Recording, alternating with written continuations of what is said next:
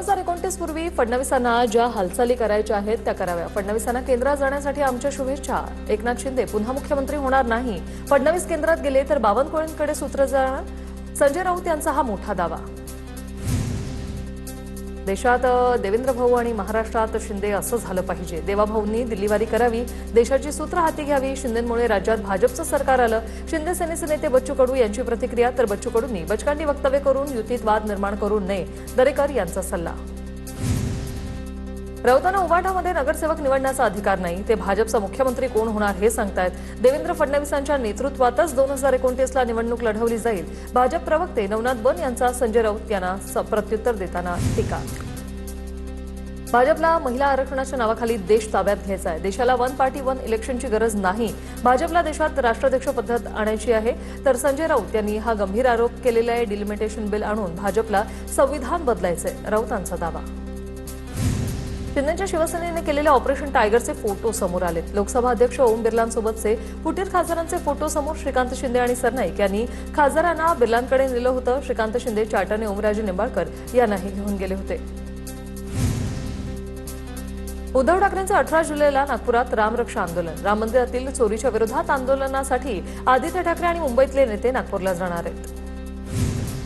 अयोध्येतील राम मंदिरात देणगी मोजणाऱ्या 23 कर्मचाऱ्यांनी एकाच वेळी राजीनामा दिला। 500 रुपयांच्या नोटांऐवजी कमी किमतीच्या नोटा वाढल्याने मोजणीला जास्त वेळ लागत असल्याचं या कर्मचाऱ्यांचं मत।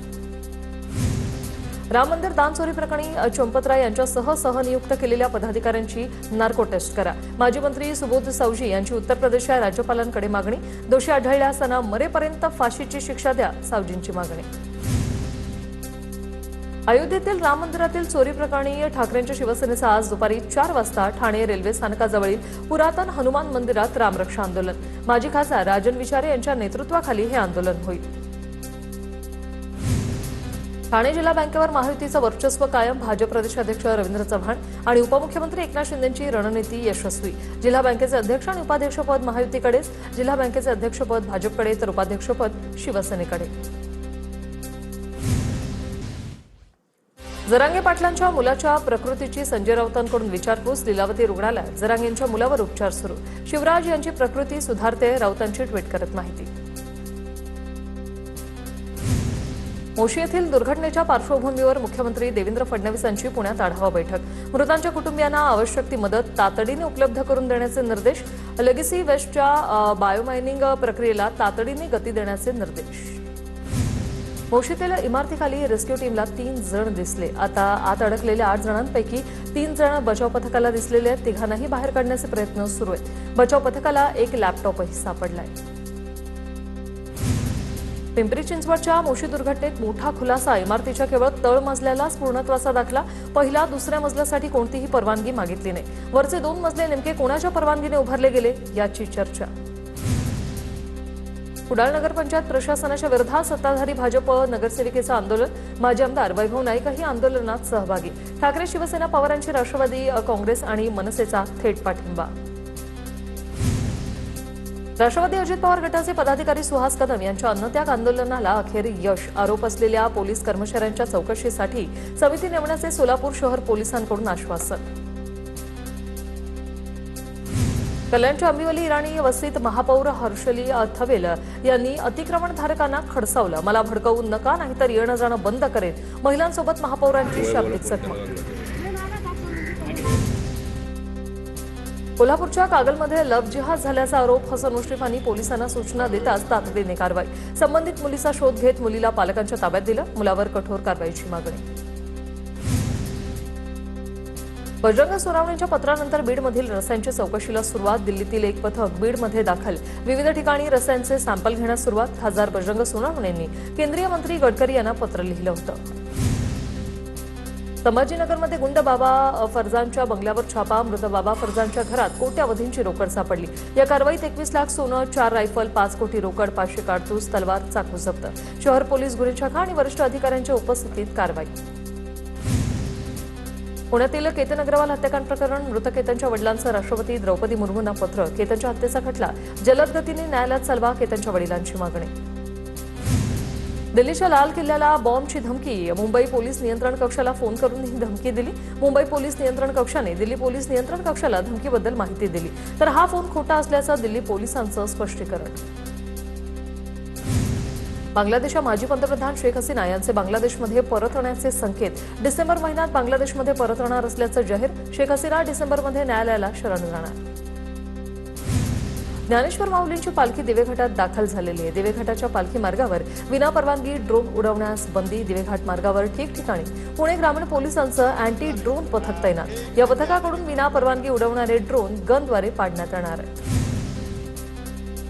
पुण्यातील दिवेघाटात वारकऱ्यांना तातडीने उपचार मिळावे यासाठी बाईक अँब्युलन्सची सुविधा सुरू. गर्दीमुळे 4 चाकी अँब्युलन्स पोहोचणं कठीण असल्याने ही सेवा वारकऱ्यांसाठी ठरते उपयुक्त.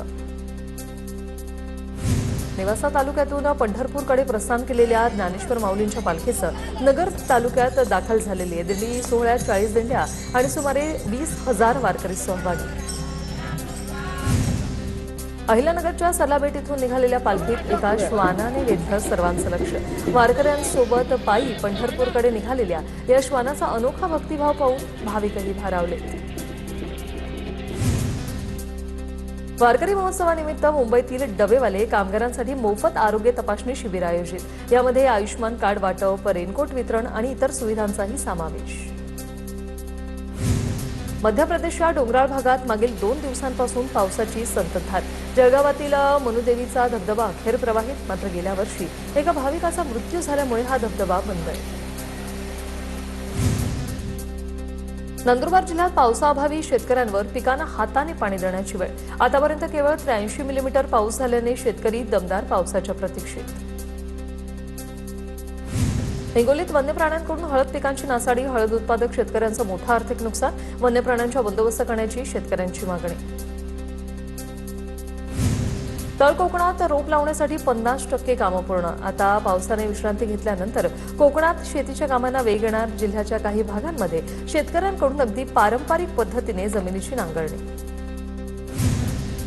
नांदेड जिल्ह्यात 80% क्षेत्रावर पेरण्या पूर्ण. मात्र गेल्या 4 दिवसांपासून पाऊस नसून पुढील आठवड्याभरही मोठ्या पावसाची शक्यता नसल्याने पिकांवर संकटाची चिन्ह. धाराशिव जिल्ह्यात शंखी गोगलगाईमुळे सोयाबीन पिकाचं मोठं नुकसान. पिकं वाचवण्यासाठी शेतकऱ्यांची बायका पोरांना सोबत घेऊन रात्री बॅटरीच्या उजेडात गोगलगाईची वेचणी. बुलढाणा जिल्ह्यात सोयाबीन बियाणं उगवलं नसल्याच्या जिल्ह्यात 400हून अधिक तक्रारी आलेल्या आहेत. निकृष्ट बियाणं देणाऱ्या कंपनीवर गुन्हा दाखल करा. शेतकरी नेते विनायक सरनाईक यांची मागणी.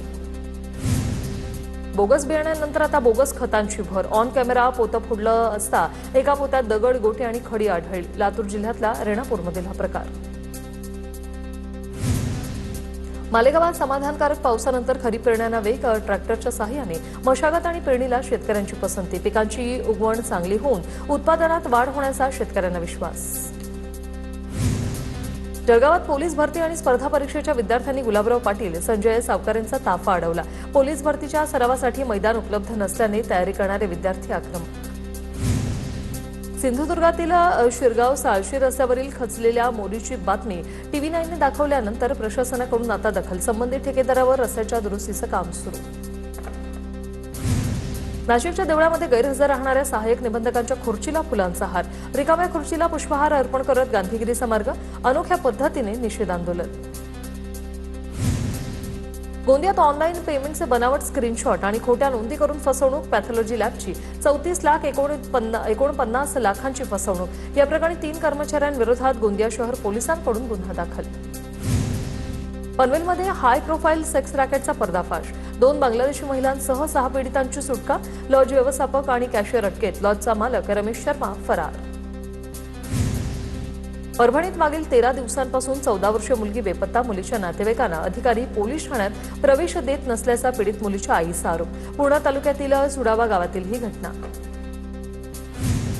लातूर जिल्ह्यातील नळगीर तांडा वस्तीला पक्का रस्ता मिळावा या मागणीसाठी नागरिकांचं रास्तारोको आंदोलन. प्रशासनाने तातडीने रस्ता उभारण्याचे आश्वासन दिल्यानंतर आंदोलन मागे. येवला तालुक्यातील 38 गाव पाणीपुरवठा योजनेच्या पातळीत मोठी घट झाली आहे. 15 ऑगस्टपर्यंतच पुरेल एवढा पाणीसाठा शिल्लक आहे. पालखेड डाव्या कालव्यातून आवर्तन सोडण्याची मागणी. टेंभूरमध्ये गेल्या 4 दिवसांपासून पाणीपुरवठा विस्कळीत. गोवंडीतील पाईपलाईन फुटल्याने ही समस्या निर्माण झाल्याची पालिकेची माहिती. दुरुस्तीनंतरही पाण्याचा दाब पूर्णवत होण्यासाठी आणखी काही दिवस लागणार. ठाण्यातील नौपाडा परिसरात ऑनलाईन शॉपिंग ॲपच्या आउटलेटमध्ये अस्वच्छता. शिवानंद इमारत परिसरात दुर्गंधी पसरली. स्थानिक भाजप नगरसेवक संजय वाघुले आक्रमक. 12वी उत्तीर्ण विद्यार्थ्यांसाठी डिजिलॉकरचा अडथळा. जेईई मार्कशीटमधील अर्धवट नावांमुळे डिजिलॉकरच्या मार्कशीट सेटच्या नोंदणी फॉर्ममध्ये येत नसल्याच्या तक्रारी. तोडगा काढण्याची त्रस्त विद्यार्थ्यांची मागणी.